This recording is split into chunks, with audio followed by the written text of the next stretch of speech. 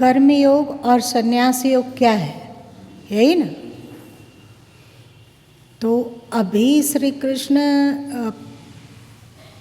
कह रहे हैं कि संन्यास लोग ये मानते हैं, अमुक ये मानते हैं, कर्म को कुछ लोगों का इस तरह का विचार है, इस तरह का विचार है कर्म पे। फिर वे आगे छठे सातवें श्लोक से अपना विचार कहेंगे। आप संस्कृत का केवल पद पढ़िए। संन्यास और त्याग। अर्जुन उवाच संन्यासस्य महाबाहो तत्त्वमिच्छामि वेदितुं त्यागस्य च ऋषिकेश पृथक् केशिनिषूदन। अर्जुन बोल रहे हैं, हे महाबाहो। महाबाहो मतलब क्या होता है? अधिक बाहुबल, बलशाली, ताकतवर।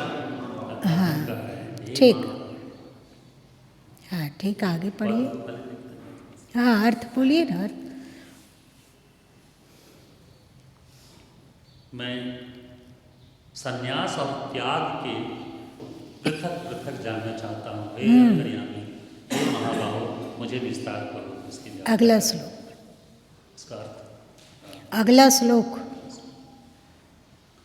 श्री भगवानुवाच काम्यानां कर्मणां न्यासं संन्यासं कवयो विदुः सर्वकर्म फलत्यागं प्राहुस्त्यागं विचक्षण।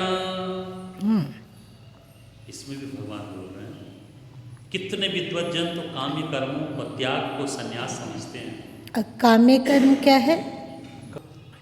काम्य कर्म कितने प्रकार के कर्म होते हैं? 6 बताएं। बताइए। एक तो नित्य कर्म, एक नित्य कर्म, नैमित्तिक कर्म, प्रायश्चित कर्म, काम्य कर्म, विहित कर्म और निषिद्ध कर्म। नित्य कर्म वो जैसे शौच वगैरह, सुबह उठना, दातुन करना, शौच जाना, नहाना धोना, जलपान करना, ये नित्य कर्म है। निमित्त कर्म है, किसी निमित्त कुछ कामना लेकर कुछ। नित्य कर्म है जो नित्य कर्म करने से कोई पुण्य नहीं होता है, पर नहीं करने से संस्कार मलिन होता है। ठीक है ना। नित्य प्रतिदिन स्नान करके भोजन, शरीर की सफाई, दांतों की सफाई, आँखों की सफाई, ये नित्य कर्म है। इसे करने पर ऐसा नहीं कि आपका धर्म बन रहा है, पुण्य हो रहा है, आप स्वर्ग जाएंगे कि बैकुंठ जाएंगे, ऐसी बात नहीं है। पर आपके संस्कारों में सुधार आता है, क्वालिटी संस्कार की अच्छी होने लग जाती है। और दूसरा है, यदि आप नित्य कर्म नहीं करते हैं तो आपका संस्कार मैला होने लगता है। आप उठे पशुओं की तरह, पशु लोग थोड़ी स्नान आदि करते हैं, पशु थोड़ी दांत धोते हैं सुबह, उनका भी तो मुंह रात भर बंद रहता है, पर वे दांत नहीं धोते हैं, स्नान नहीं करते हैं, अथवा और कोई जिम्मेवारी उसको नहीं है। पर इंसानों को जिम्मेवारी है। यदि वो नहीं करता है, इंसानोचित मतलब मानवोचित आचरण से रहित हो गया, सुबह उठा और कुछ खाते उठा, उसे स्नान से कोई मतलब नहीं है, दंत धावन से कोई मतलब नहीं है, बस उसे कुछ खाना है। ऐसा आज के समय में बच्चे अपने आप को सोचते हैं कि वे महान पंडित और ज्ञाता है ना। अगर वे, आप भले ही एमए किए हुए हों, पर आपके बच्चे ऐसे हैं कि अपने आप को 8वीं में भी है, 10वीं में भी है, तो भी उसको लगता है कि वे माँ बाप से बहुत ज़्यादा जानते हैं, बहुत ज़्यादा ज्ञानी हैं, बहुत ज़्यादा प्रकांड पंडित हैं। पढ़े लिखे माँ बाप को भी ट्यूशन के लिए किसी को रखना पड़ता है, कारण क्या है? कभी आप लोगों ने सोचा कि स्वयं एमए किए हुए, मैथ में एमए किए हुए हैं, लेकिन बच्चे जो 7वीं क्लास में 8वीं क्लास में, उसे मैथ पढ़ाने के लिए किसी ट्यूशन को रखना पड़ता है। समझे क्यों?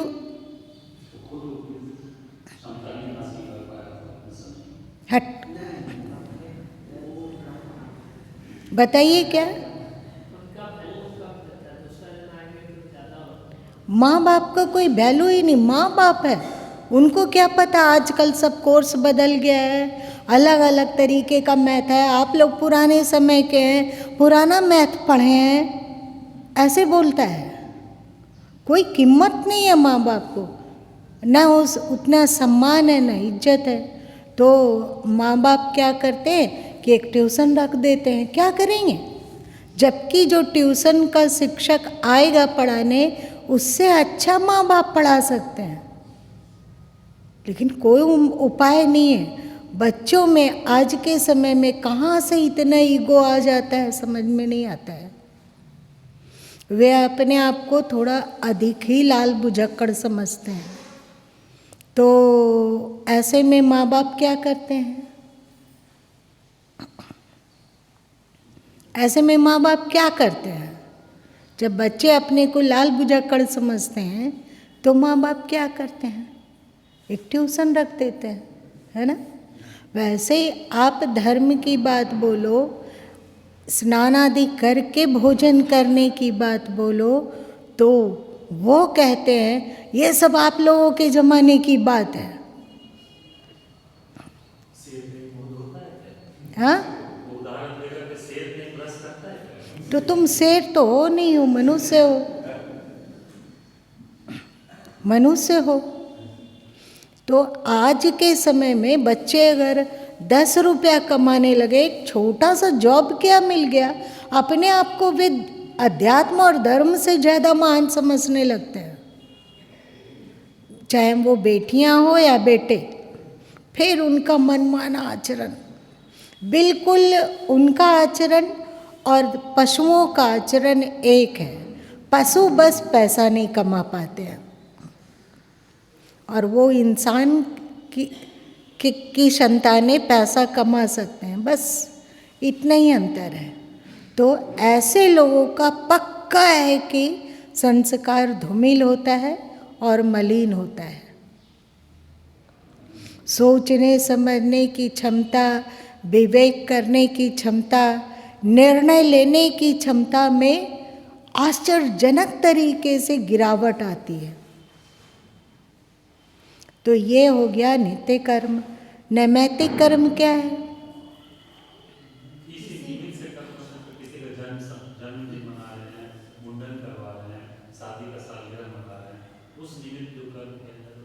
यज्ञ के निमित्त कर्म किया गया।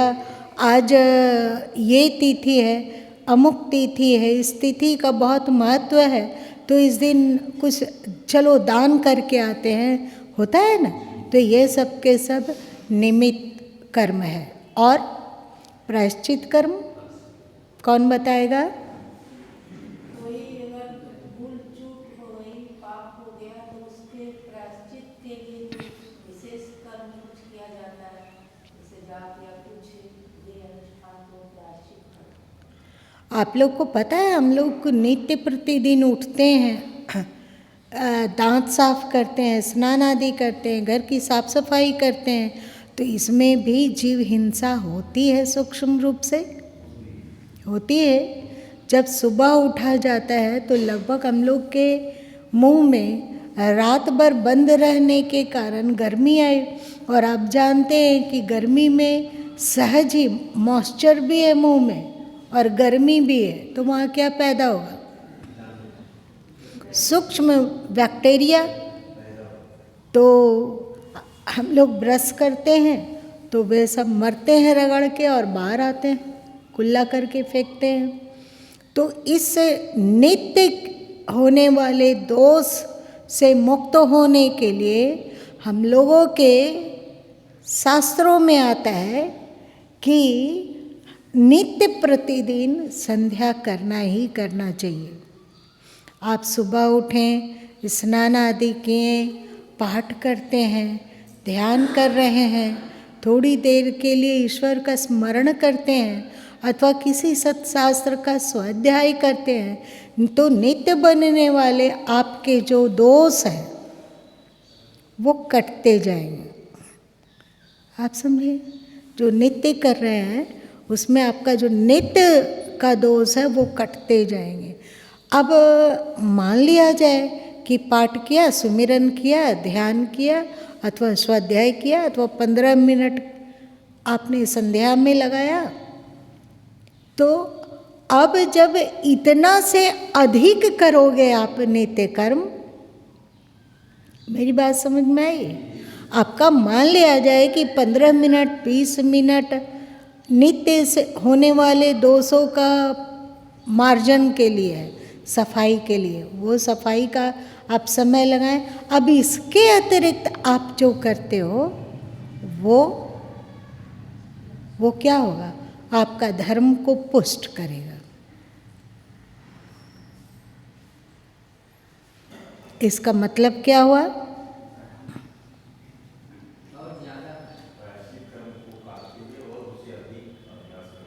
नित्य जो हम लोग कर रहे हैं उसके साथ साथ कुछ और समय निकालना चाहिए। इसीलिए हमारे पूर्वज लोग पहले 2 संध्या का विधान किए। सुबह के संध्या के द्वारा तो उनका जो नित्य दोष बन रहे हैं अनजाने ही सही, हम लोग चलते फिरते हैं, निश्चय सूक्ष्म जीवाणुओं का वध होता है। चींटियाँ नहीं, चींटी नहीं, सूक्ष्म जीवाणु जो दिखते नहीं है, चींटी वगैरह से तो आदमी यथासंभव बच जाता है। तो उन्होंने 2 संध्या का विधान किया था, एक प्रातः और एक शयन। प्रातः संध्या के द्वारा नित्य के होने वाले दोषों का समन होता था, और जो एक और संध्या एक्स्ट्रा किए उस संध्या के द्वारा उनका धर्म पुष्ट होता था। समझ में बात आ गई? तो नैमित्तिक कर्म के अंतर्गत ही एक समय का आप जो संध्या करते हैं वो आपका नैमित्तिक कर्म हो गया, और एक समय इससे अतिरिक्त जो आप कर रहे हैं वो आपका विहित कर्म हो गया। विहित कर्म जिसका कि शास्त्र अनुमोदित करता है ना? अब आगे बोलिए। काम्य कर्म हो गया। काम्य कर्म मतलब आप जान गए, विवाह क्यों करता है आदमी, संतान क्यों लाता है धरती पर? कामना के कारण। अब साधकों के लिए काम्य कर्म की वर्जना की गई है, तभी जो सन्यास इत्यादि का विधान हुआ वो इसीलिए है कि हमें कामना पूर्ति के मार्ग में नहीं जाना है। हमने देख लिया है कामना पूर्ति कर करके ढाक का 3 पात है, कुछ भी नहीं है वहाँ पे ऐसा, तो वे काम्य कर्म से अपने आप को बचाते हैं। चाहे यज्ञ करना है तो उससे पुण्य होगा, हम वैकुंठ जाएंगे, हम स्वर्ग को प्राप्त करेंगे, ये सब हो गया काम्य कर्म, है ना? ये सब हो गया काम्य कर्म। एक बात आप याद रखिए कि काम्य कर्म से ऊपर उठ के सोचना है, कामनाओं का अतिक्रमण करके सोचना एकमात्र सनातन धर्म में है। बताइए, इस्लाम में जिहाद क्यों करने को उकसाया जाता है? क्यों उसको कहा जाता है कि आप अल्लाह के बंदे हो और कुरान के आयतों पर चलोगे तो अल्लाह तुमको जन्नत देगा, वहाँ 72 हूरें और ये और वो। तो वो जितना भी उनका आचरण हो रहा है वो क्यों हो रहा है? कामना पूर्ति के लिए। ईसाई लोग हैं आप यीशु के शरण में आइए, आपके पाप दूर हो जाएंगे। आप बीमार हो तो आप स्वस्थ हो जाओगे, और पापों का क्षमा एकमात्र ईसा मसीह के शरण में आने पर ही संभव है।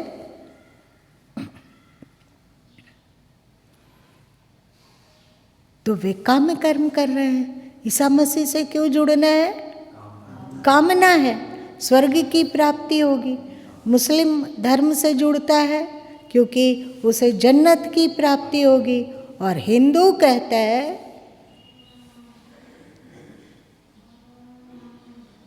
यह तन कर फल विषय न भाई, स्वर्ग एवं स्वल्प अंत दुखदाई। कोई कामना नहीं, बस कामना से मुक्त होने पर जो शांति है उसमें वे तृप्त है। मेरी बात समझ में आई? अब आप देखिए सनातन धर्म कितना ये बारीक बात है। स्वर्ग से भी ऊपर, बैकुंठ से भी ऊपर, मोक्ष से भी ऊपर, किसी भी चीज की कामना नहीं। आपके धर्म में बतलाया गया कि आपके भीतर यदि मोक्ष की भी कामना है तो ये मोक्ष में बाधक है। इतना ऊंचा ज्ञान किसमें है बताओ? कोई भी बता दो, बताइए। सर्वधर्म समभाव वाले महानुभाव लोग कहाँ कहाँ है? तो बोलते क्यों नहीं हो? डर लगता है बोलने में? बोल तो रहे हो ऐसे जैसे कहीं छोटा चूहा का बच्चा ची ची कर रहा हो। देखो कैसे बोलते हो।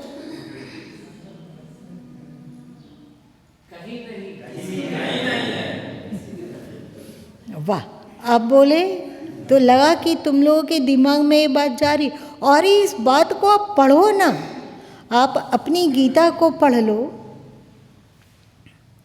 और आप बीजक को पढ़ो, या और कुरान को पढ़ो, और बाइबिल को पढ़ो। 3 धर्म ही मुख्य है, या तो ईसा, या तो पैगंबर मतलब इस्लाम, अथवा हिंदू धर्म। तीनों की आप विवेचना करो। कामना मुक्त होने की कामना करना। और एक मजे की बात है, अद्भुत आश्चर्यजनक क्या है?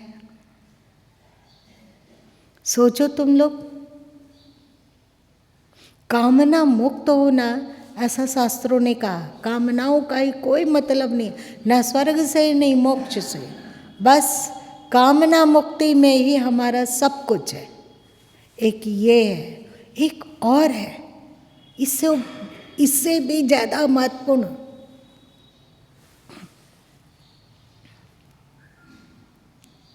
बोलो।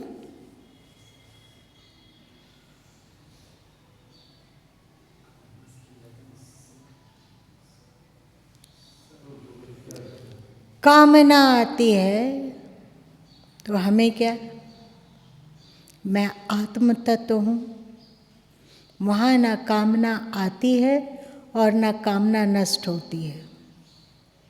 वहाँ पे कामना का रहना अथवा नहीं रहना ये है ही नहीं।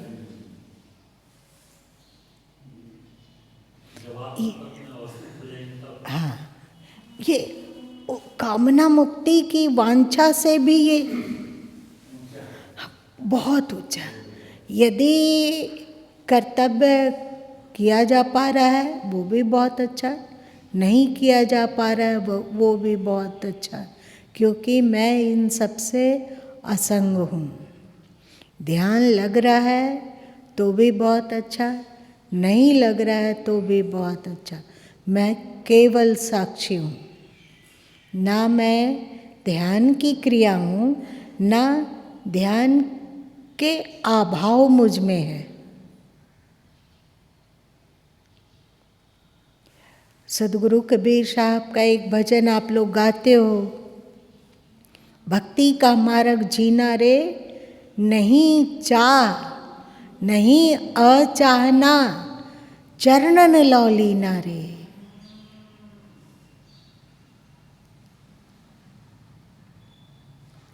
आप यदि सनातन धर्म को देखोगे ना, तो आप अपने एनिवर्सरी में जितना मिठाई बांटते होगे अथवा पार्टी बाटी देते होगे, उससे चौगुना बढ़ के मिठाई बांटना शुरू करोगे कि अरे बाबा, हम लोगों का ऐसा कौन सा नसीब था, ऐसा कौन सा भाग्य था जो सनातन धर्म में जन्म मिल गया।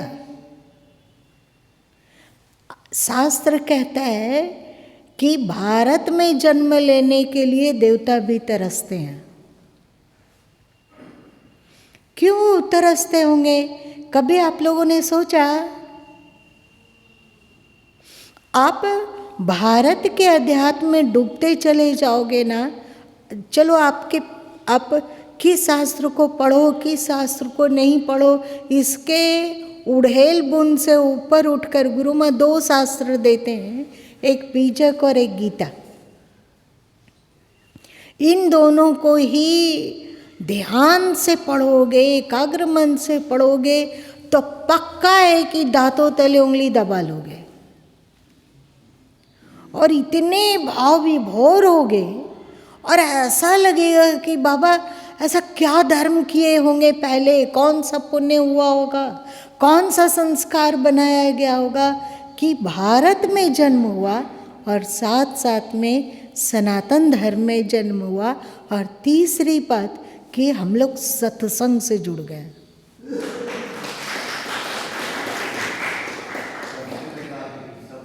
सत्संग से भी जुड़ गए, कुछ तो रहा होगा, वरना गिरडी में तो बहुत सारे सनातनी लोग हैं, सही, बहुत सारे लोग हैं जो सनातन धर्म को मानने वाले हैं। कितने लोग सत्संग में आते हैं? तो चलिए, सदगुरु कबीर साहब ने कहा कि भक्ति का मार्ग जीना रे, नहीं चाह नहीं अचाहना, चरणन लौ लीना रे। और एक और सदगुरु कबीर साहब की बानी है, ना मैं धर्मी ना मैं अधर्मी, ना मैं यति ना कामी हूँ। एक लाइन, ना मैं धर्मात्मा हूँ ना मैं अधर्मात्मा हूँ, ना मैं यति मतलब सन्यासी, ना मैं सन्यासी हूँ ना मैं कामी हूँ। ये पूरी दुनिया इसके बारे में सोच भी नहीं सकती है कि ऐसी भी स्थिति है कोई मानव मन की, वे सोच भी नहीं सकते हैं। अब आप हो क्या? आप चुप हैं, आप चुप हैं। वहाँ ना आप यति है, न सन्यासी है, ना ही कामी है, न संसार आसक्त है, न अध्यात्म में आसक्त है, कुछ में आसक्ति नहीं है। न धरती का कोई कामना है और न अध्यात्म की ही कोई कामना है। तो आप क्या हो गए? ना आपको धर्मात्मा बनने की कामना है, ना आपको अधर्मी बनने की कामना है, दोनों से परे आप क्या हो गए?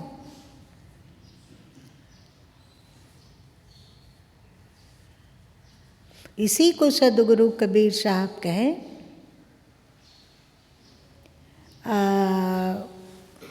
जहाँ न चिवटी चढ़ सके राई न ठहराए, आवागमन की गम नहीं ता सकलो जग जाए।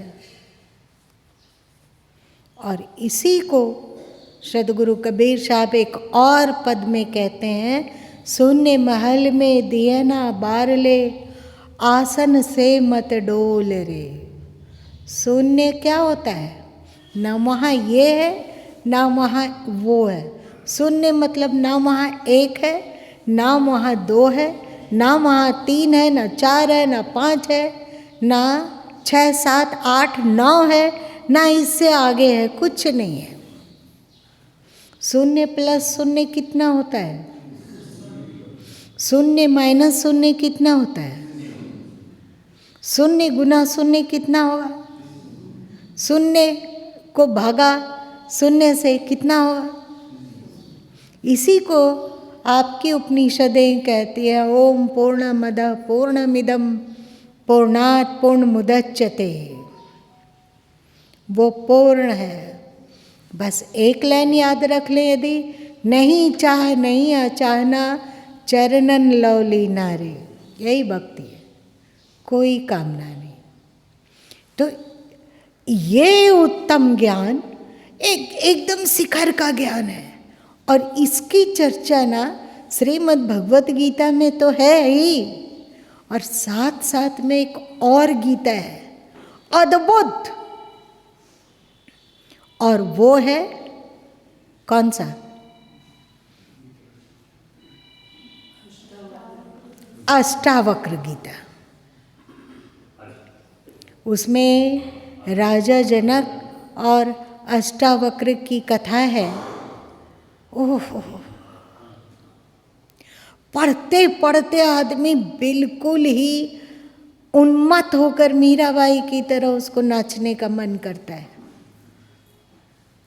होश ही नहीं रहता है कि लोग क्या कहेंगे, मन मयूरवत झूम उठता है।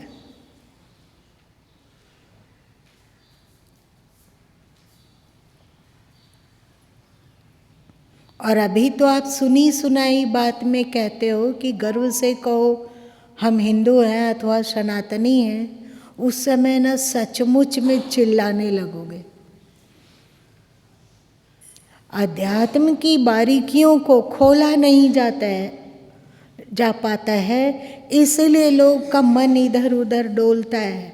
यदि विवेकशील होकर सनातन धर्म को भली भांति जाना जा सके तो वो उसका गर्व किए बिना रह ही नहीं सकता है।